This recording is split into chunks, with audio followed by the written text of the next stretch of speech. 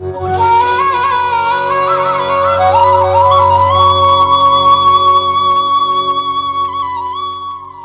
माया के ख्याल हैं, सब माया के चोज, बिन साहेब की बंदगी तू जंगल होगा रोज।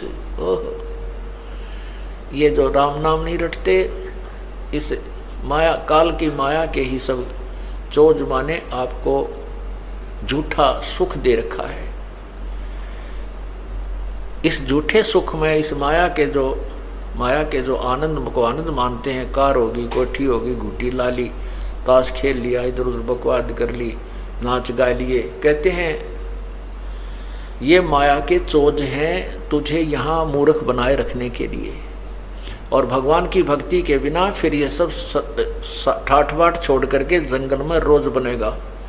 रोज एक पक्षी जिसे नील गाय कहते हैं, वो सारा दिन भटकता रहता है, इधर से उधर, उधर से उधर, कोई ठिकाना नहीं। कोई कुत्ते पाड़ रहे हैं, कोई किसान लठ मार रहे हैं, इधर से उधर भगा रहे हैं। कहते हैं ऐसी दुर्गति तेरी हो जाएगी। और जो हमारी शरण में है, जो जन हमारी शरण है, ताका हूँ मैं दासे, भक्ति अनाहद बंदगी अंतलोक प्रकाश। जुन्नी संकट मेटे हूँ, देहू निश्चल बासे, और अंतर में रखूंगा जम की नहीं तरास। अब जैसे आपने पहले सुना वाणी में, अमृत वाणी में, कि माया हुई तो क्या हुआ, भूल रहा नरभूत, पिता कहेगा कौन को, तू वैश्या का पूत। अब कहते हैं जो हमारी भक्ति करता है उसके लिए क्या बताते हैं कि जुन्नी संकट मेटे हूँ, देहू निश्चल बास। निश्चल उस शाश्वत स्थान सतलोक में आपको निवास दूंगा, आपका वहाँ ठिकाना बना दूंगा, और उरंतर में रखूंगा। अपने जैसे बंदरिया अपनी छोटी सी बच्ची को सीने से लगाए फिरता है, नीचे चिपका लेता है, वर्षा से भी, गर्मी सबसे बचाने की चेष्टा करती है। जैसे भी उसके पास समाधान है, वो अपने बच्चे को सीने से लगाए फिरते हैं। कहते हैं ऐसे मैं आपको अपने हृदय के अंदर इस प्रकार बचा के रखूंगा, और काल की त्रास पीड़ा तेरे तक नहीं आने दूंगा।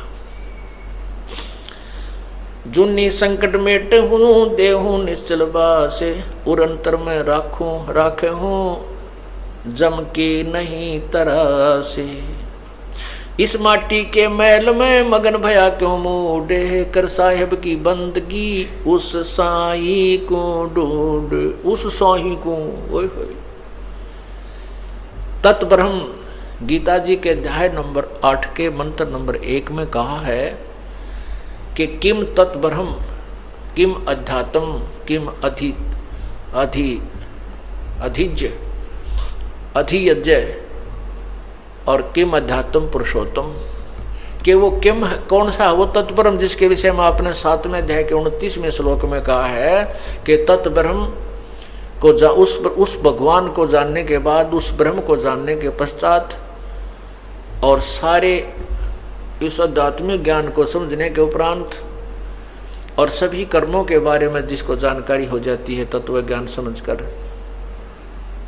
उसके पश्चात वो व्यक्ति तो केवल जन्म मृत्यु से ही छूटने का प्रयत्न करता है, यहाँ की किसी भी वस्तु की इच्छा नहीं करता।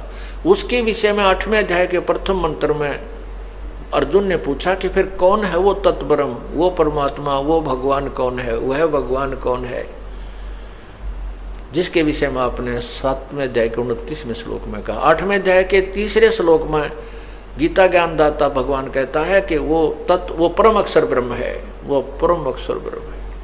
तो यहाँ भी क्या बता रहे हैं, इस माटी के मैल में मगन भया क्यों मूडे, कर साहेब की बंदगी उस साई को ढूंढे। उस साई को ढूंढ,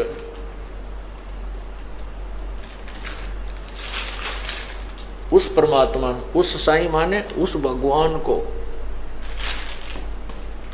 तत्ब्रह्म को ढूंढ।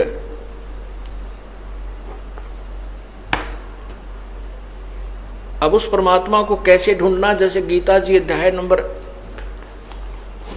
17 के श्लोक नंबर 23 में कहा है कि उस परमात्मा के पाने का मंत्र है ओम तत्सत। ओम तत्सत। ओम ब्रह्म का जाप है और तत् जो है ये परब्रह्म का जाप है। तत् सांकेतिक जो सार जिसको सतनाम प्राप्त हो गया है वो समझेगा। अब जैसे हम प्रथम मंत्र में आपको ओम नाम दिया जाता है, वो सावित्री ब्रह्मा जी का जाप है, अर्थात वो स्वाद चक्र को खोलने की कुंजी है। अब स्थान स्थान पर अंतर होता है। जैसे एक लड़की के पिता का नाम भी हवा सिंह है और पति का नाम भी हवा सिंह है। अब स्थान स्थान पर अंतर है। जिस पिता से जन्म हुआ है उसका नाम भी हवा सिंह है, उसमें उसका भाव पिता वाला है, और जिससे उसका विवाह हुआ उसका नाम भी हवा सिंह है, उसमें उसका वहाँ वो पति हवा सिंह ही जाना जाता है। वही हवा सिंह नाम जो है वहाँ पति है। तो कहने का भाव यह है कि जो ओम मंत्र आपको प्रथम मंत्र ब्रह्म गायत्री में दिया जाता है तो वो सावित्री और ब्रह्मा का जाप है। और जब आपको सतनाम के अंदर जो नाम दिया जाता है यही नाम ये ब्रह्म का जाप है। और तत् जो दूसरा मंत्र है वो परब्रह्म का जाप है। जैसे अब तीसरा नाम लेने की होड़ सी लगी थी, सार नाम लेने की, सार शब्द लेने के लिए हमने बार बार प्रार्थना आ रही थी कि हमें सार नाम दो जी, सार नाम दो जी, तीसरा नाम दे दो जी। अच्छा भाई, अभी जेल से आए हैं, अभी थोड़ा सा अपनी व्यवस्था में बनाने में थोड़ा टाइम लगे, हमने 2-3 महीने लगे, और आपको सार नाम देंगे, अवश्य देंगे, क्योंकि ये तो आपके लिए सारा साजबाज जोड़ रखा है। अब उनको बुलाया, उनसे परीक्षा ली तो 485 में थे, मेरे ख्याल में 40 पास हुए। हो तेरा गजब हुई। अब एक तो न्यू तक लाना देगा, बोला जी आपने ढंग से ना बताया नाम देते समय। अरे तेरा गजब हुए, तीसरा नाम तो PhD का है। उसने कहा कि आपने केवल ये बताया था कि ये नाम ऐसे जपना है, दूसरा तत् ऐसे जपना है, आपने उतना बताया यो ब्रह्म का है, यो परब्रह्म का है। वह बोला ये सत्संग करते समय मैं बता कौन से राग नहीं गाया करता, यही तो बताता हूँ, तुम्हारे को ये देखना था तुम्हारी बुद्धि कहाँ काम करती है। वो तेरा गजब हो।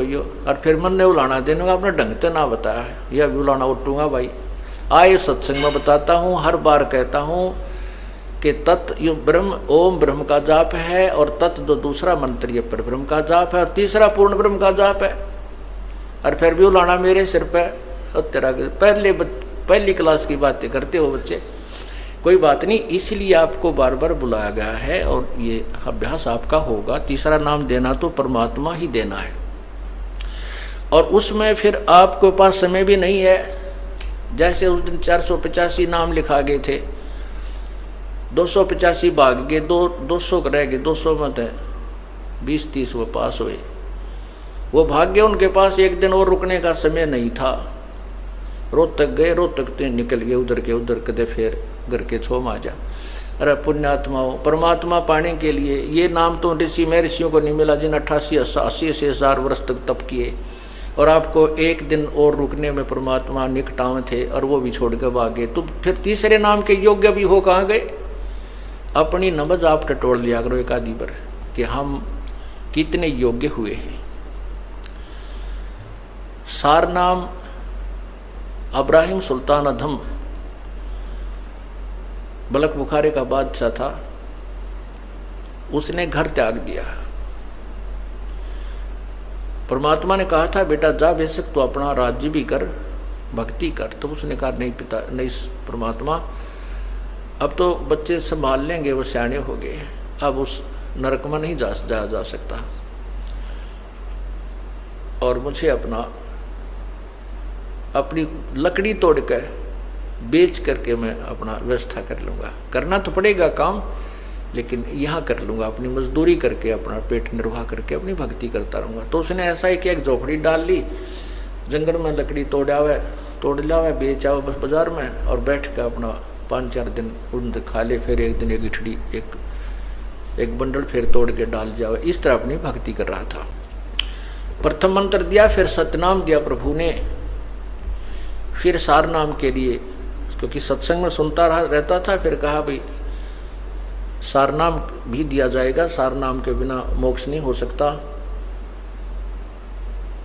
तो वो सारनाम के लिए प्रार्थना करता था, प्रभु आपका दास सारनाम के योग्य हो गया हो तो देख ला प्रभु, कृपा करना आपके दास पर, बहुत अधीन हो गया था। परमात्मा ने कहा भी अवश्य बेटा, नाम जब तुम योग्य हो जाएगा अवश्य नाम देंगे। तो एक दिन प्रभु ने कहा भी तुमको सारनाम दिया जाएगा, आप ऐसे ऐसे उस दिन वहां आना हमारे पास आश्रम में या जैसे भी कोई स्थान निहित किया।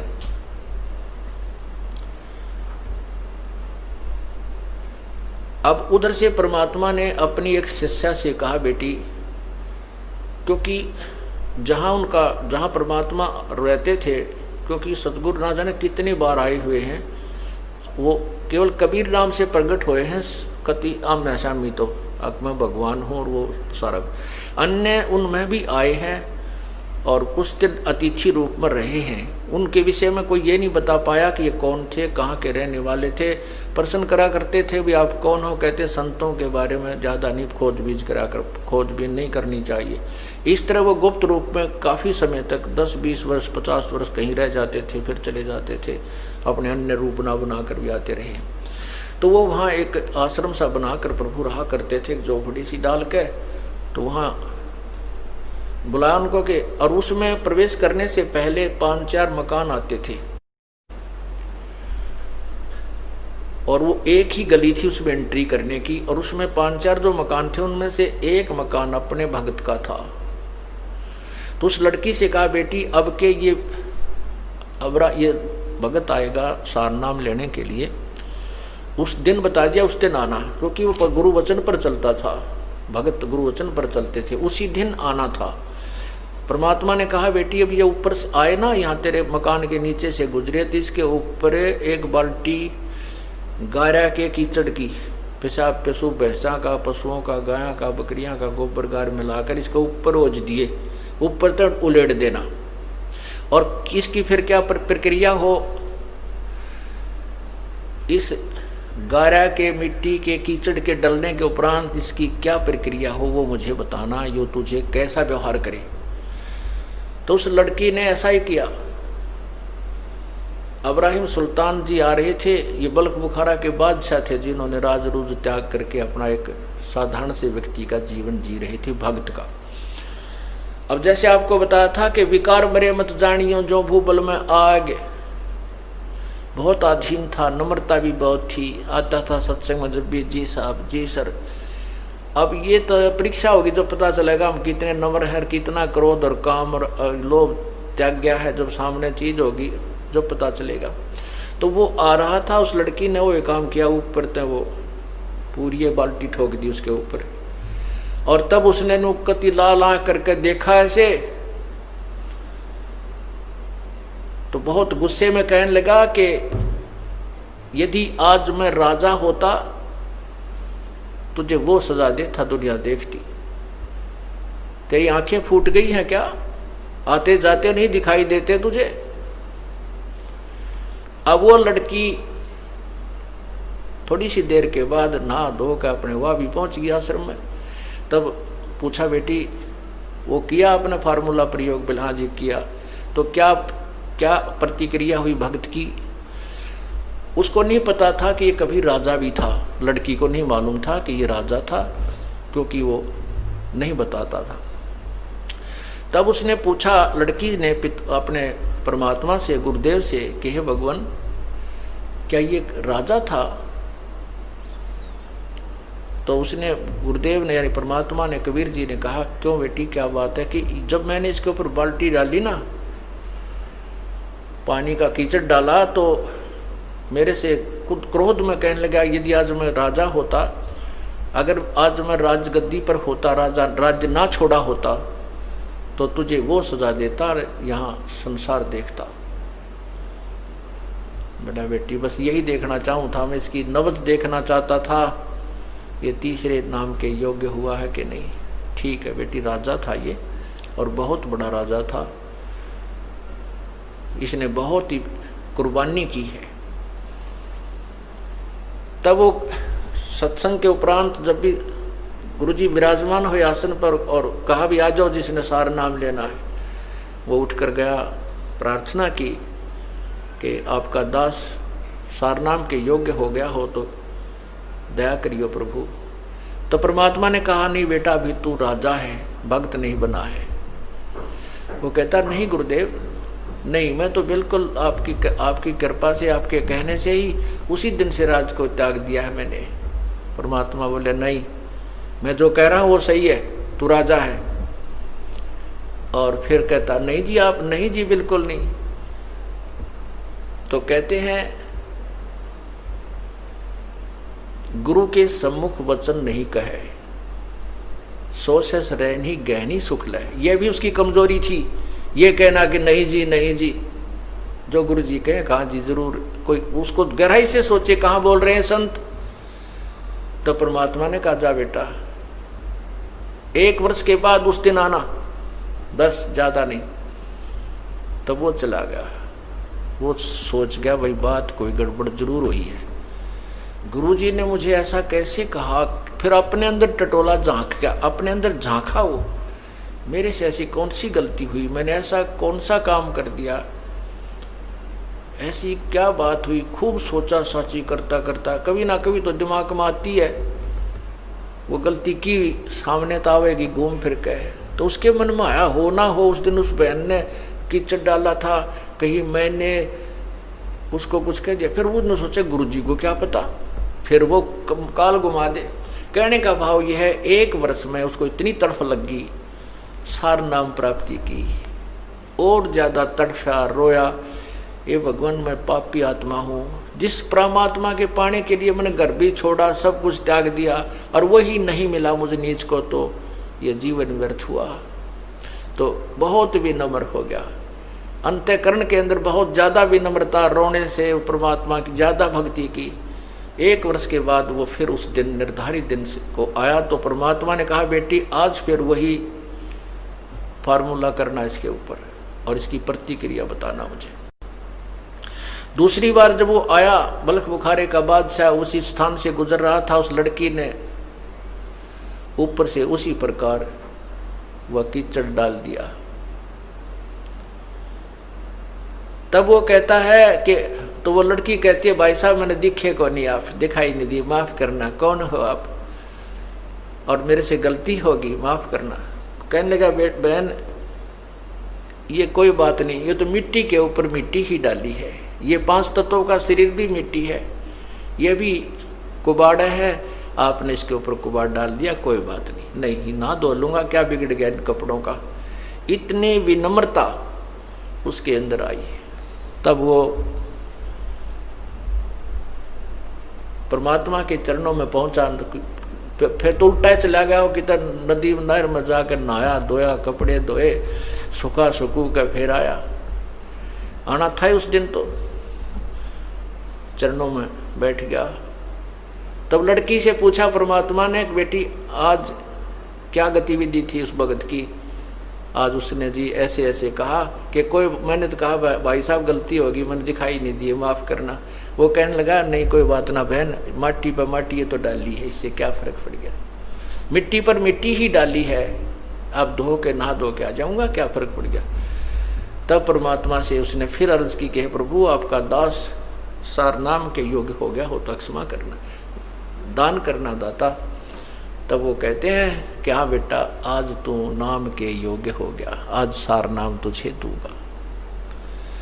तो पुण्यात्माओं सत्संग इसीलिए आपको बुलाया जाता है। आपने महीने में लगभग गणना नहीं तो 1 सत्संग 2 सत्संग अवश्य अटेंड करने चाहिए, क्योंकि 6 सत्संग हम करते हैं, 1-2 अटेंड अवश्य करना चाहिए। और सारे पीरियड अटेंड कर लो तो जल्दी बात बन जाएगी, ज्ञान समझ में आए बिना